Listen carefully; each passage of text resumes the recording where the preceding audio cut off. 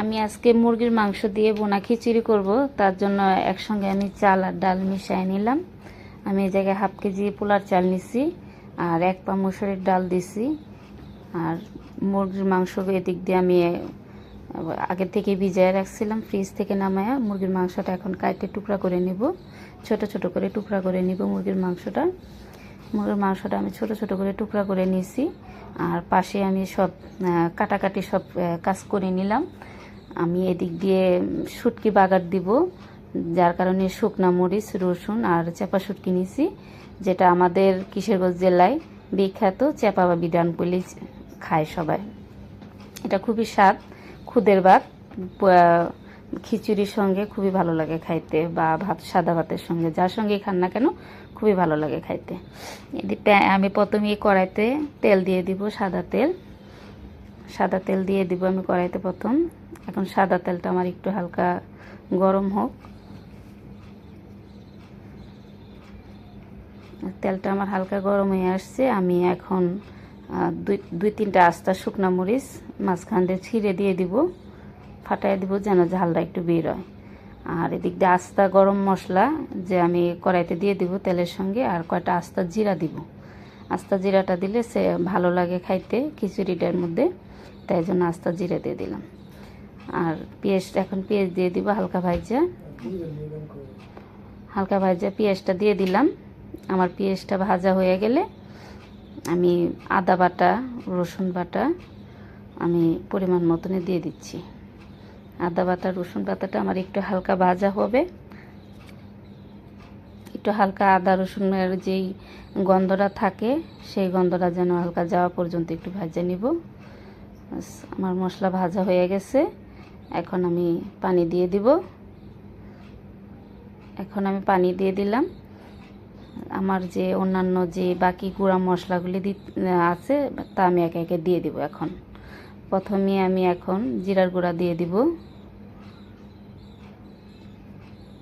আমি জিরার গুঁড়াটা একটু মিশিয়ে নিলাম। বাস এখন আমি হলুদ, মরিচ, লবণ যা যা লাগে মশলা সব আস্তে আস্তে একে একে করে দিয়ে দিব।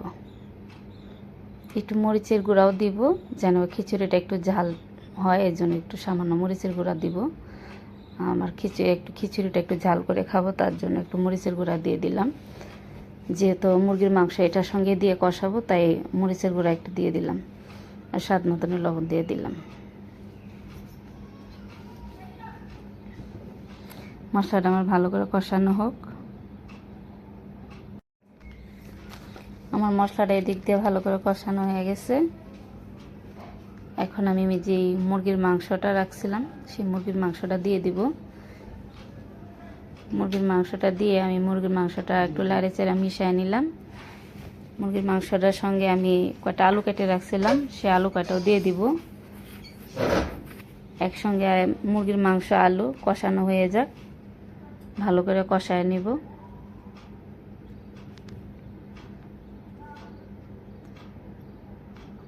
মুরগির মাংসটা আমার এইভাবে কষানো হচ্ছে, কষুক ভালো করে। আর একটু কষাবো মুরগির মাংসটা। সামান্য পরিমাণে হালকা একটু পানি দিছি, মুরগির মাংস আলু যেন কষানোর মধ্যে সিদ্ধ হয়ে যায়। যেহেতু চাল ডাল ফুটতে বেশি সময় লাগবে না, পোলা চাল তো তাড়াতাড়ি ফুটে যাবে। আর এভাবে মুরগির মাংস দিয়ে বিরিয়ানি খায়া দেখবেন, অবশ্যই স্বাদ লাগে। আর আলাদা আলাদা মুরগির মাংস ভুনা করে খাইতে থেকে এভাবে স্বাদ লাগে বেশি। আচ্ছা, আমি চাল কটা দিয়ে দিলাম, ধুয়ে রাখছিলাম, চালটা দিয়ে দিলাম। আমি এখন এই চালটা পুরা 5 মিনিট মতন যে ভাজিয়ে নিব, যেন চালের গায়ে কোনো পানিটা না থাকে। আমি এই পরিমাণে ভালো করে চালটা ভাজিয়ে নিব। আমি এই চালটা পুরো 5 মিনিট পর্যন্ত ভাজা নিছি। চালের গায়ে কিন্তু এখন কোনো পানি নাই, সম্পূর্ণ যে ঝোলের যে পানিটা ছিল সম্পূর্ণটা টাইনে গেছে। আমার চালের গায়ে কিন্তু এখন কোনো পানি নেই, সুন্দর করে ভাজা হয়েছে। এভাবে চালটা ভাজা নিলে পোলাওটা সুন্দর, চালটা সুন্দর হয় খিচুড়ির। আমি এখন গরম পানি দিয়ে দিব। গরম পানি করে নিছি, আগে থেকে রাখছি গরম পানি দিয়ে দিলাম। আমার পরিমাণে পানি আর একটু বেশি লাগবে, আর একটু পানি দিব আমি। আমার পানির এখানে কোনো মাপ দিয়ে আমি পানি দিচ্ছি না, আমি আন্দাজ পরিমাণ মতনে পানি দিয়ে দিতেছি। আর 3 কাপ চালের জন্য 6 কাপ পানি দিলে যেরকম হয় আমি এই পরিমাণ মতনে পানি দিয়ে দিচ্ছি। আমার মাপ ঝোপের থেকে আমার এই ডাইরেক্ট পানি দিয়ে দিলে আমার হয়ে যায়, আমি এই টার্গেট আমার আছে। আমি এখন ঢেকে দিলাম কিছুক্ষণ সময়ের জন্য। এখন আমি কিছুটা কাঁচা পেঁয়াজ দিয়ে দিব। আমার এই পর্যায়ে কাঁচা পেঁয়াজটা দিলে আমার খিচুড়ি রান্নাতে আমার এই খিচুড়িটা খাইতে আমার কাছে ভালো লাগে। এই পেঁয়াজটা জাস্ট খালি সিদ্ধ হবে, পেঁয়াজটা কিন্তু গলবে না, গলে যাবে না, পেঁয়াজটা খালি সিদ্ধ হবে। এই পর্যায়ে পেঁয়াজটা এভাবে দিলে খাইতে ভালো লাগে। আর কটা কাঁচামরিচ দিয়ে দিলাম, একটু ফাটাইয়া দিতেছি কাঁচামরিচগুলি যেন হালকা ঝালটা বের হয়। একটু শুকনো মরিচ আস্তে দিছি যেহেতু একটু কাঁচামরিচ দিলাম। এমনিতে খিচুড়িটা একটু হালকা হালকা ঝাল ঝাল টাইপের খিচুড়ি হবে, আর লগে তো শুটকি ভর্তা থাকবেই। আমার খিচুড়ি এখন পানি অনেকটাই টেনে গেছে, আর একটু পানি আমি একবারে দিয়ে দমে বসায় দিব। যে পর্যায়ে পানি আমার টেনে গেছে আর লাড়াচাড়া দিব না। পানি আমার খিচুড়ির গায়ে পানি পুরো লেগে আসছে। এখন আমি দমে বসায় দিলাম। আর এদিক দিয়ে শুটকি বাগারের জন্য শুকনা মরিচ, রসুন, পেঁয়াজ সব কিছু বাইটা নেব। আমি মরিচগুলি ভালো করে ফিনিশ করে বাইটা নেব। মরিচগুলি আমি এখন ভালো করে ফিনিশ করে বাইটে নিলাম। এখন আমি সেই শুটকি আর রসুন আর পেঁয়াজ এটাও আধা বাটা করে নেব। প্রথমে রসুন দিয়ে দিলাম, শুটকিটা দিয়ে দিলাম, এখন কিছুটা পেঁয়াজ দিয়ে দিব। সব আমি একসঙ্গে মিশিয়ে বাইটে নিব। শুটকিটা একটু পরে বাটবো, আগে রসুনটা আর পেঁয়াজটা হালকা বাটা দিয়ে শুটকিটা হালকা বাটা দেব। এটা পুরোপুরি ফিনিশ করব না, এটা পুরোপুরি ফিনিশ করে ফেললে ভালো লাগবে না। এই যে দেখেন আমি এইভাবে বাইটে নিছি, এরকম আনাম করে শুটকি বাইটে নিলেই হবে। বাস এই শুটকি বাগার দিয়ে সব কিছু দিয়ে খাইতে ভালো লাগবে। এটা খিচুড়ি বলেন, খুদের ভাত বলেন, সাদা ভাত বলেন, চাপটি বলেন, যা দিয়েই খাবেন না কেন সব দিক দিয়ে ভালো লাগবে। চিতই পিঠা দিয়েও খেতে ভালো লাগে এই শুটকি বাগারটা। আমি শুটকি বাগারের জন্য এখন রেডি হয়ে যাব। আমি যে খিচুড়িটা দমে বসাইছিলাম প্রায় 15 মিনিটের মতন দমে বসাই আমি এদিক দিয়ে বাকি শুটকি বাগারের কাজটা করছি। দেখেন আমার চালটা কত সুন্দর ঝরঝরাভাবে হয়ে গেছে। আমার খিচুড়ি কিন্তু যে আমি আর পানি দেওয়ার পরে যে পানিটা ছিল ওই পানি অনুযায়ী রইল, আমি কিন্তু আর লাড়াচাড়া দিই না, এর ভিতরে রেখে দিয়েছিলাম। আমি খিচুড়িটা এখন উল্টায় দেখতেছি নিচে পানিটা নিয়ে আসে নাকি। আমার খিচুড়িতে এখন কোনো নিচে পানি নেই, বাস আমার খিচুড়িতে কোনো পানি নেই, সম্পূর্ণ পানি টাইনে নিস। এখন আমি খিচুড়ি নামায় নেব। আমার খিচুড়িতে এখন কোনো পানি নেই, সুন্দর ঝরঝরা হয়ে গেছে। আমি এদিক দিয়ে শুটকি বাগার বসানোর জন্য সাদা তেল দিয়ে দিলাম, আর তেলের পরিমাণ একটু বেশি বাড়ায় দিতে হবে। শুটকি বাগারের জন্য একটু তেলের পরিমাণ বাড়ায় দিতে হবে, বাড়ায় দিলে যে মরিচটা থাকে মরিচটা তেলের উপরে ভাজা হবে। আমি প্রথমেই যে মরিচ বাটা রাখছিলাম মরিচ বাটাটা সাদা তেলের মধ্যে দিয়ে দিব।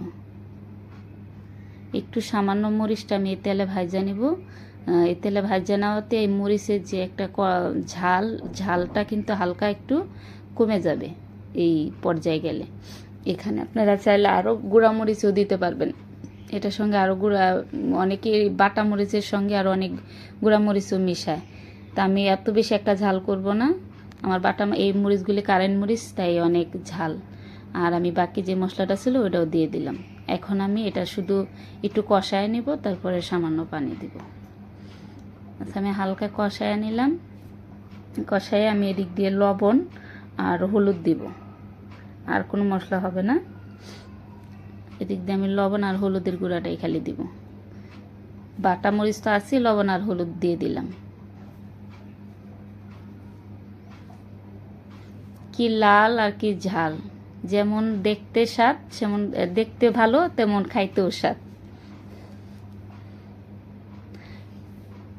আমার শুটকিটা প্রায় কষানো হয়ে গেছে, আমি এখন একটু পানি দিয়ে দিতেছি।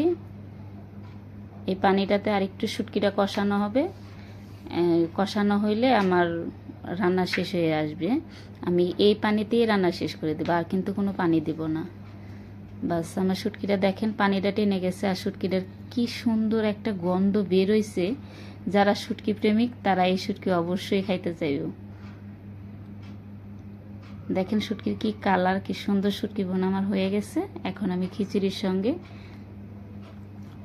এই যে আমি খিচুড়ি বেড়ে নিলাম, এই খিচুড়ির সঙ্গে এখন আমার শুটকি ভর্তা নিয়ে নিব। আর এই খিচুড়ির সঙ্গে শুটকি ভর্তা বলেন, আর ডিম ভাজা বলেন, মাছ ভাজা বলেন, যা দিয়েই খান না কেন, বেগুন ভাজা, সব কিছু দিয়ে ভালো লাগবে। আর যেহেতু আমি মাংস দিয়ে রান্না করছি, কি এমনিতেই খাওয়া যাবে, তবু আমি একটু ঠান্ডার প্রবলেমের জন্য আমি শুটকি বাগার দিয়ে নিলাম। শুটকি বাগার দিয়ে খিচুড়িটা খাবো। আমার ভিডিও যদি ভালো লাগে অবশ্যই লাইক কমেন্ট শেয়ার করে দিবেন। আল্লাহ হাফেজ।